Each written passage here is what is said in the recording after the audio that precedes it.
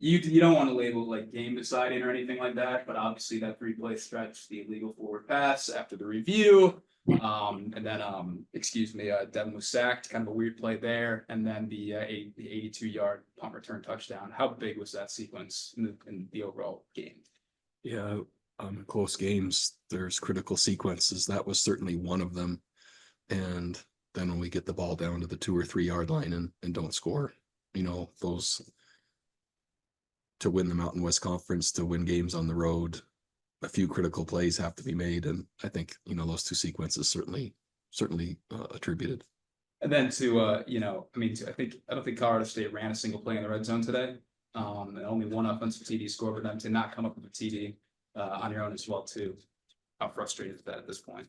Gosh, you never know as the season goes on, as injuries occur and different matchups happen, what the game truly play out like. But I didn't know so predicted at 17-6. That's not what I saw. And so give Colorado State's defense credit. They did a really nice job. And yeah, but there wasn't one of the scenarios that I saw in terms of this outcome. Came into today, no Caleb, no Nikari, no Jake, and then obviously losing Luke in the first drive. How did those injuries impact the game? I think they did for sure. And really happy with Ryan Davis stepping up and Eli Sanders stepping up, and gosh, Michael Buckley stepping up, which was fun, and Bruckler and Sol J and others. To say it was the same, I don't think we can.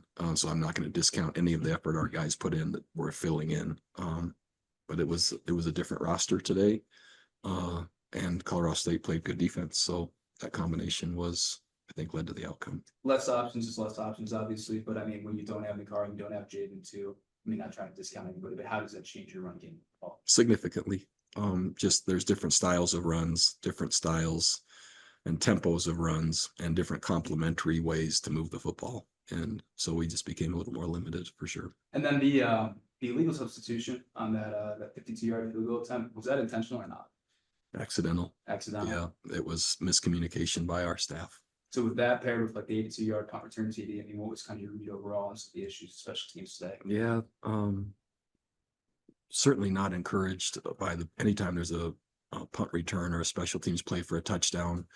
But I would say overall, I'd say especially offensively, man, we really struggled with penalties and miscues at the end of drives that seemed to just kind of stall us at the end. And that was frustrating today. I didn't expect that. And I think that had an influence too. I think there were 5 false starts overall, and then I think 4 of them happened on third down as well too. Some of them were absolute drive killers. Exactly. What were some of the issues with false starts? So don't know. And so obviously I always put the ones pre-snap into the concentration category. And so, yeah, I mentioned to the refs a couple times when Colorado State's defense stemmed, our players were saying they were simulating our stem. So I brought that to the officials' attention. They didn't hear it, but 2 of those were that.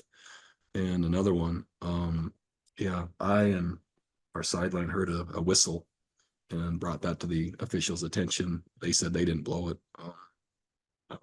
But that was also a contributor to one of our early penalties too. I forget what quarter that was. So none of those are excuses. Those are just within the embedded of part of the penalties. Some of those contributed. This is kind of a stupid clarification. You heard the sound of like a physical whistle, Yeah. not somebody just whistling, right? Yeah. Oh yeah. Okay. All right. And then do you have any updates on Luke so far? We've seen on the sideline. I don't. Just ask that. Yeah. He was certainly missed, and just what an amazing young person and just leader. But I haven't been told. And then the defensive performance today too, though. I mean, a lot of really positive things kind of stood on their head in certain situations as well too. What did you see from the defense today?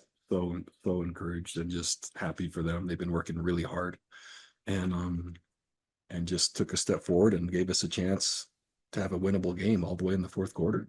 And so I was really encouraged and happy for them because they've been working very hard. And then in terms of, I mean, just overall, with the defense too, I mean, it seemed like you mentioned it as well. Players have talked about it, the kind of week-to-week improvement and progression and all that. How do you think they progressed today in particular? Just the one word I've used for a long time is consistency. They just were consistent for a long time today. And it looked like sound defense pretty much from beginning to end without some of the wild things that, you know, happen with giant plays or sometimes whatever else mixes in. So I thought they did a nice job, and to come on the road and that, if you would have told me that it would be 17 points that Colorado State scored, I would say, man, we'd have a great chance to win the game based on how our offense has been playing. And so, yeah, I think they did. I think they really improved, and I think that confidence will be helpful to us as we go down the stretch. I know you were encouraged by how you guys kind of held Faison in check last week as well. I think you guys held Morrow what, like 82 yards, 89, 89 on 16 carries. Yeah, I mean, to also, I mean, a back that's of a pretty good caliber and have gained a lot of momentum as well too. How do you think the defensive front and linebackers as well? They're our front seven is really getting better, and man, that's the time, energy, and effort we've been investing, and they've been investing to improve is impressive. And it's just, even though it's a loss, and that you can't take that away, to not acknowledge that wouldn't be right for those kids either, because they're improving. What was your read on that 42-yard that Goody team, the deep one? Yeah, miscommunication. We had a substitution where we had two different defensive packages today. We made a defensive call with the first one, then substituted, and then another call, and we had a guy miss. We had players miss, some playing the first call, some playing the second call, and it happened to go right where kind of the weakness was. And so it was a miscommunication. And that's process oriented, right? Not only the players have to see it, but we have to be more precise in signaling that. So their touchdown came on a broken call, a broken assignment. And a little bit more on Michael Buckley. It's a guy that was here when you guys got here too. And it's, you know, I believe these were the first career catches for him today, and a pretty nice day overall. He's in practice. It looked today just like he does in practice. So we have a lot of confidence in him. And so I don't think anyone on the sideline was surprised when he got his chance. He did a nice job. In terms of, I mean, just the vibe in the locker room after too, what was kind of the feeling among players that you saw? Disappointment, absolute disappointment. We came up here to win the game and believed we could. And yeah,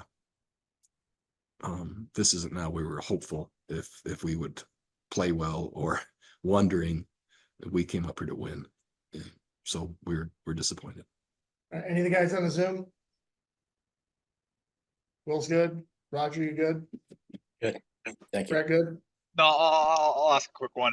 Coach, I was just gonna ask, just in terms of I mean, just Luke going down, punt return happens. I mean, you guys have all these turnovers, you have missed field goal. How palpable kind of was just was there like a snowball effect? Could you feel the guys just kind of mistake happening just after, you know, mistake after mistake? Could you feel that?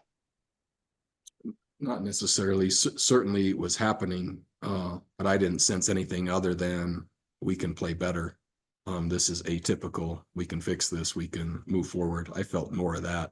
But I certainly at the same time felt disappointment, and with the number of things that we didn't do or didn't execute well enough today to win.